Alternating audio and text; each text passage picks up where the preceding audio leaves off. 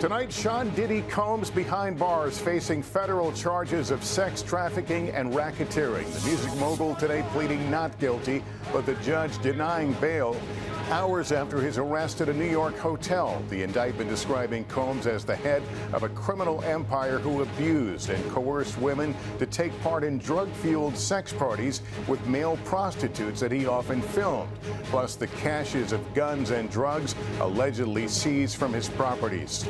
Also tonight, the explosions across Lebanon. Hezbollah accusing Israel of blowing up its members' pagers in a deadly coordinated attack that injured thousands. Donald Trump back on the trail for the first time since that apparent second attempt on his life and blaming Democrats' rhetoric for the incident, while opponent Kamala Harris condemning Mr. Trump's own rhetoric as hateful for pushing baseless claims about Haitian immigrants in Ohio. The big change from Instagram on teen safety, and our NBC News exclusive. The Polaris Dawn's crew, their first sit-down interview since returning to Earth, opening up about that iconic moment, the first private spacewalk. When we opened that hatch, I'd say it was like sensory overload. Inside their history-making journey. This is NBC Nightly News with Lester Holt. Good evening and welcome. He was once hailed as a visionary music mogul, but tonight Sean Diddy Combs is in custody in New York, denied bail after he was federally charged with sex trafficking and racketeering conspiracy. We will warn you, some of the details you're about to hear are quite graphic. The sprawling indictment accusing Combs of kidnapping, using forced labor, and running a criminal empire, using his fame and wealth to exploit women for at least 16 years. Prosecutors alleging he abused and coerced victims into taking part in drug-fueled sex parties with male prostitutes that lasted hours or even days and that Combs often filmed. Also revealed the stashes of guns and drugs allegedly seized from his homes. Our legal analyst is standing by, but we begin tonight with Chloe Malas at the courthouse. Tonight, Sean Diddy Combs behind bars, a federal judge denying the music mogul bail following his arrest and indictment as federal prosecutors allege Combs is dangerous and poses an ongoing threat to the safety of the community. In court today, Combs pleading not guilty to 3 federal counts: sex trafficking, racketeering, and transportation to engage in prostitution. Sean Combs led and participated in criminal activity, including sex trafficking, forced labor, kidnapping, arson, bribery, and the obstruction of justice. In an indictment unsealed this morning, federal prosecutors say since 2008, Combs abused, threatened, and coerced women and others around him to fulfill his sexual desires, protect his reputation, and conceal his conduct. As alleged, when Combs didn't get his way, he was violent, and he subjected victims to physical, emotional, and verbal abuse. Combs' arrest at a New York City hotel Monday night comes 6 months after federal authorities raided the Grammy winners' homes in Los Angeles and Miami. Today revealing what they say they found: firearms, including 3 defaced AR-15s in his bedroom closet, and videos of elaborately produced sex performances with multiple victims, known as freak-offs, according to prosecutors. Freak-offs sometimes lasted days at a time, involved multiple commercial sex workers, and often involved a variety of narcotics, such as ketamine, ecstasy, and GHB, which Combs distributed to the victims to keep them obedient and compliant. An attorney for Combs maintaining his client's innocence. Mr. Combs is a fighter. He's going to fight this to the end. He's innocent. Today's federal case following a string of civil suits, including one filed last week by a member of the girl group Diddy Kane, as well as a settlement with singer Cassie, seen in this 2016 surveillance video being physically attacked by Combs. Cassie later filing a civil suit accusing Combs of raping and physically abusing her. The terms of their 2023 settlement were not disclosed. An attorney for Combs telling a judge today that Mr. Combs is not a perfect person. These toxic relationships were mutual, adding, "Is it sex trafficking if everyone wants to be there? We don't want the federal government in our bedroom." But tonight, federal prosecutors are leaving the door open for even more arrests, saying Combs did not act alone. I'm not taking anything off the table. And Chloe was in the courtroom. Chloe, how did Combs react to the judge's decision to keep him in custody?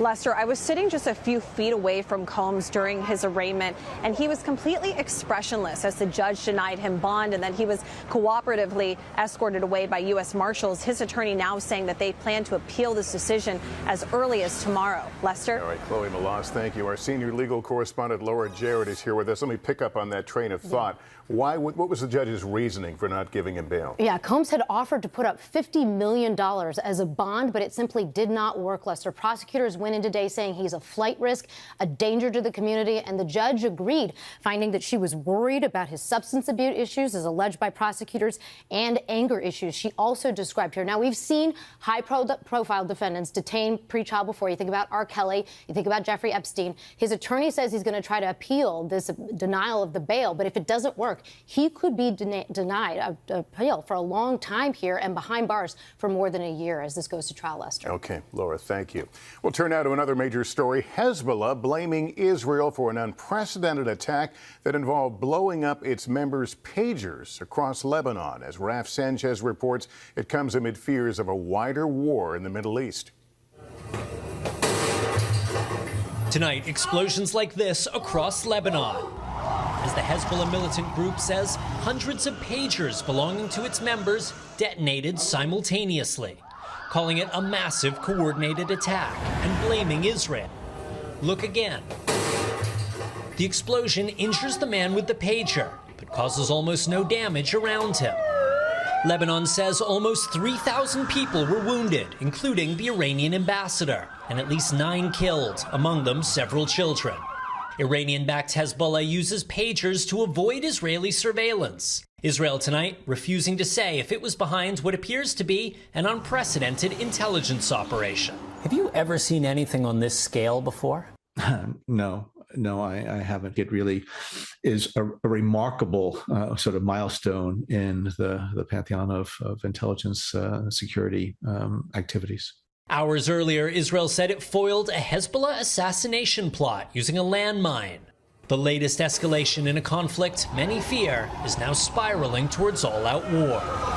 And Hezbollah is vowing it will retaliate against Israel. The Israeli military's top generals met earlier to prepare their defense. Lester? Okay, Raf, thank you. And back here in this country in the race for the White House, former President Trump returning to the campaign trail tonight for the first time since the second apparent attempt on his life and looking to place blame for the incident on Democrats. Garrett Hake is in Michigan. Tonight, former President Trump thanking officers who caught the suspect in the apparent assassination attempt against him and describing the alarming moments on his golf course. All of a sudden, we heard shots being fired in the air, and I guess probably 4 or 5. Secret Service knew immediately it was bullets, and they grabbed me. An agent had fired on the armed suspect who was able to hide in the bushes undetected by Secret Service for nearly 12 hours. Trump revealing a phone call from President Biden, and late today, Vice President Harris said she also called him. I checked on him to see if he was okay. And I told him what I have said publicly.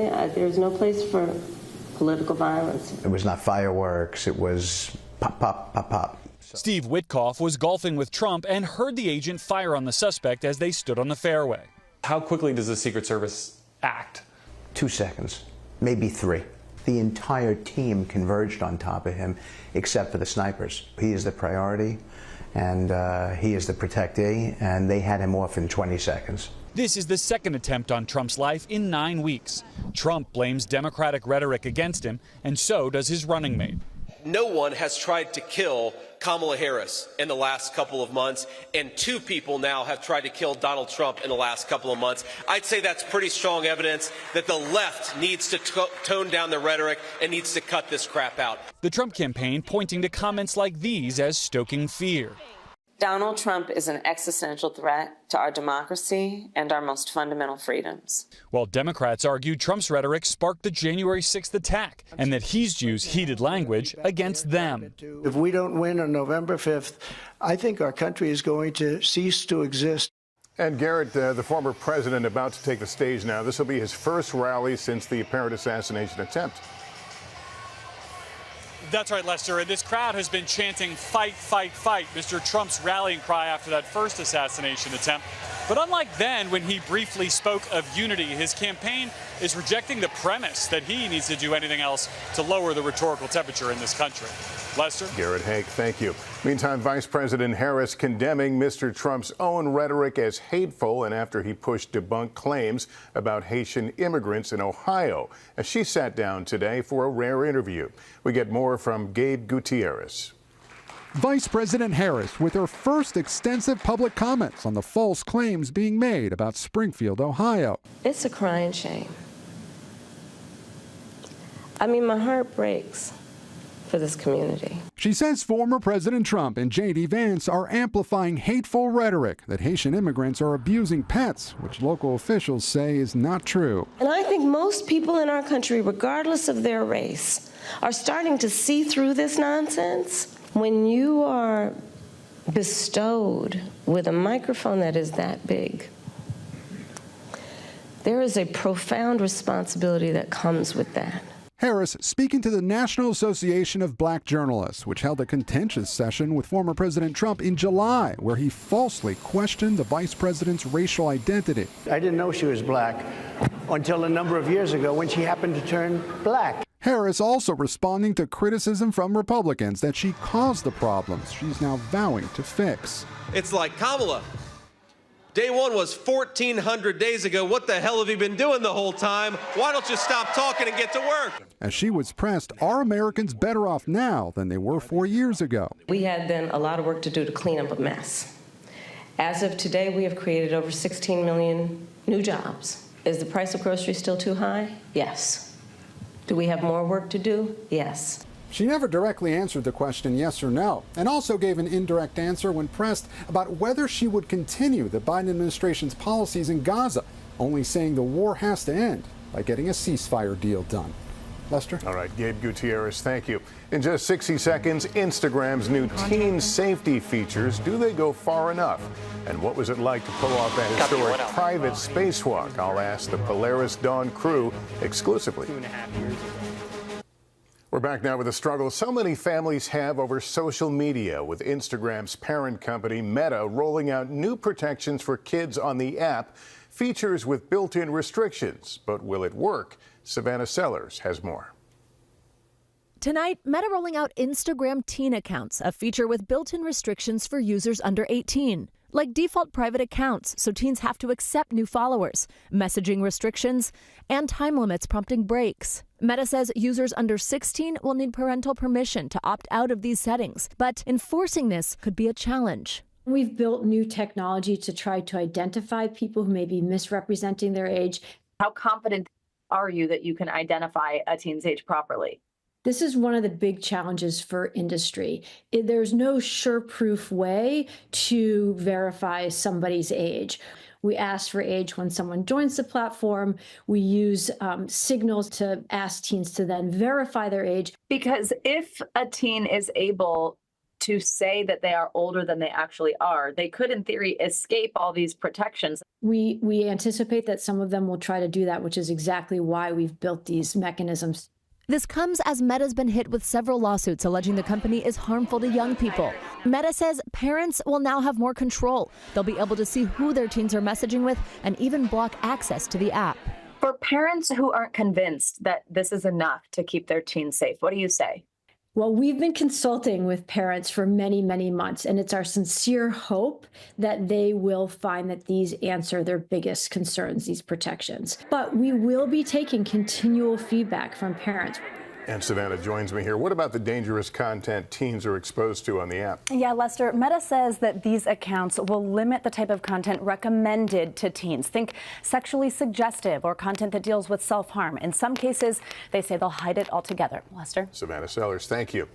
Now to a health alert for breast cancer patients. The FDA has expanded the approval of the drug Kisqali, a drug for metastatic breast cancer, to also be used by patients in earlier stages. The news means tens of thousands of women diagnosed with early-stage breast cancer can access a drug that decreases the chances of their cancer coming back.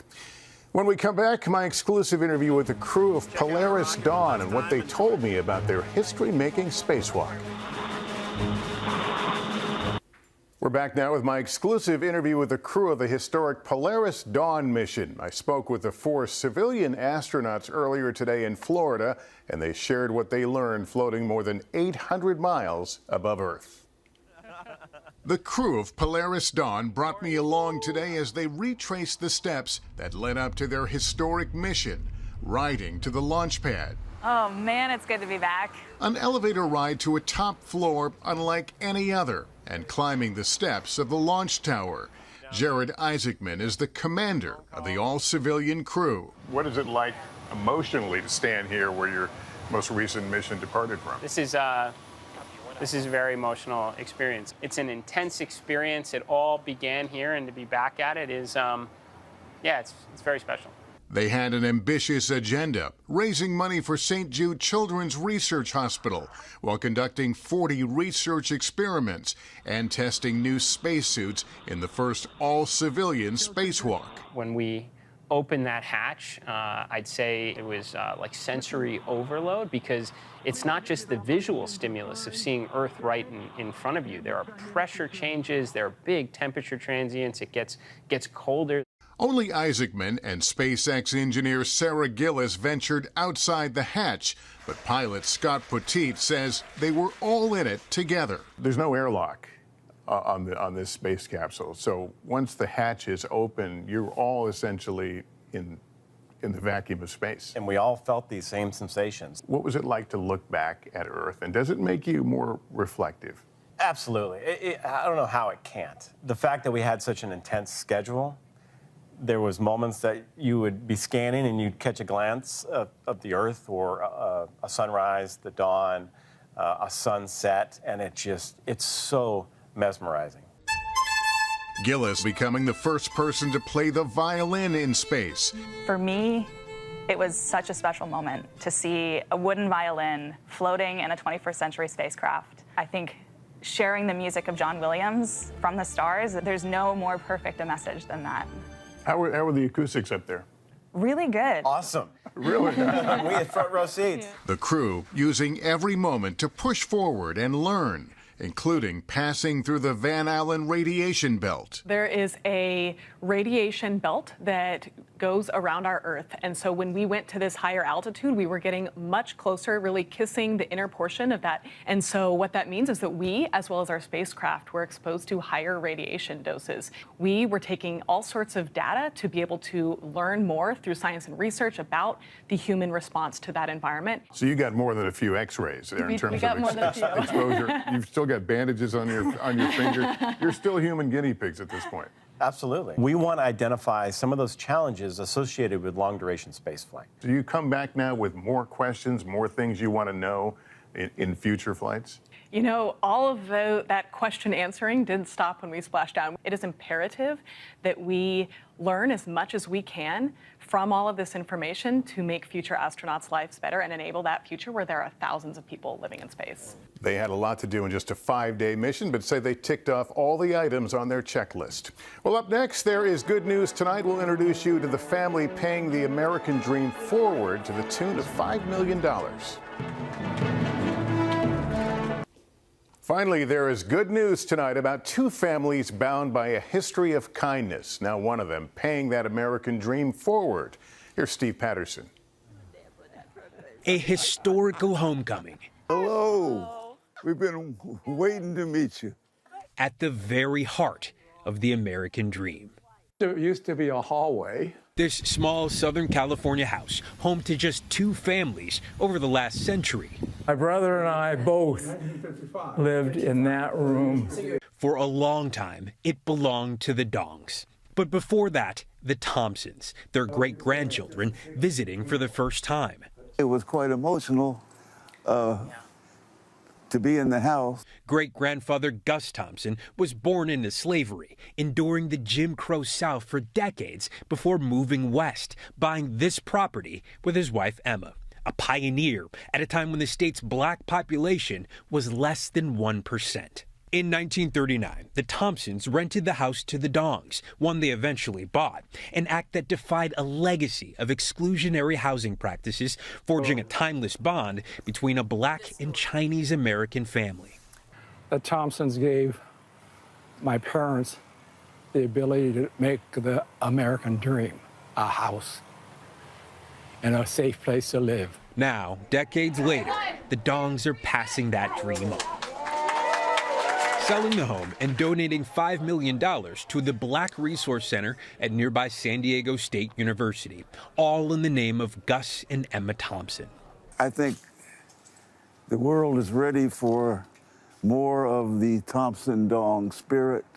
One home, two families, a dream made real just by doing the right thing. Steve Patterson, NBC News. That'll put a smile on your face. That's Nightly News for this Tuesday. Thank you for watching. I'm Lester Holt. Please take care of yourself and each other. Good night. Oh my gosh. Thanks for watching. Stay updated about breaking news and top stories on the NBC News app or follow us on social media.